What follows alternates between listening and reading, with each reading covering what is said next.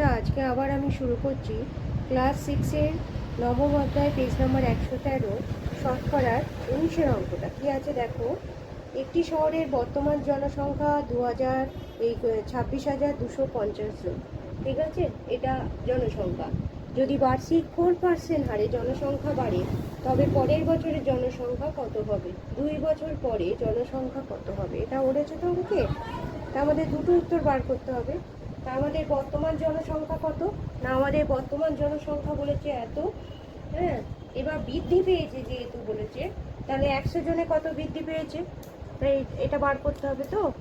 100 জনে 100 জনের জনসংখ্যা বৃদ্ধি পেয়েছে, তাই তো। 100 জন হলে পরের না, 100 জন হলে পরের হয় মানে বার্ষিক এত আরে জনসংখ্যা বাড়ে, তাই তো। 100 জন হলে জনসংখ্যা বেড়ে হয় কত হয়? 104 হবে, তাই না।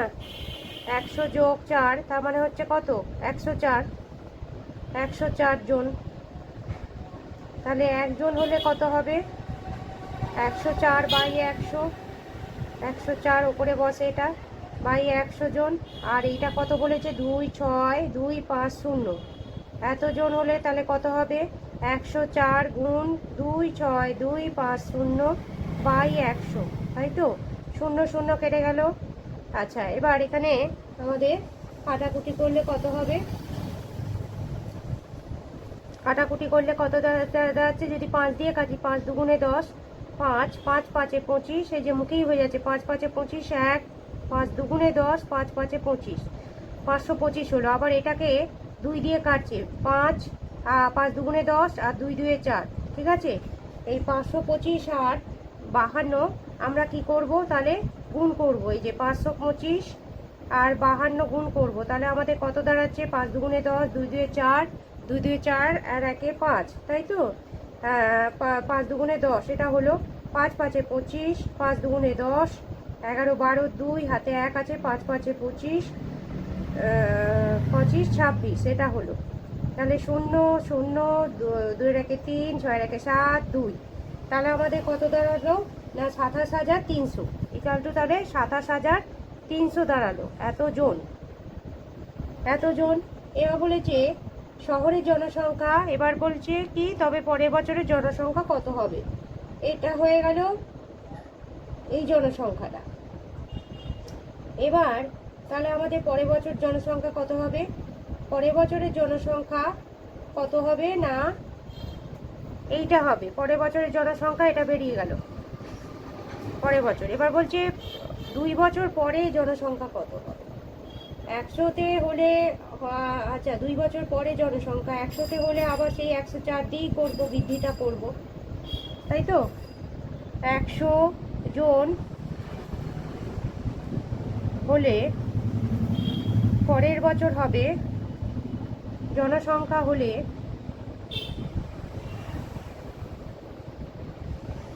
পরের বছর হবে 104, তাই তো। 104 জন। একজন হলে এবার 104 বাই 1 তো।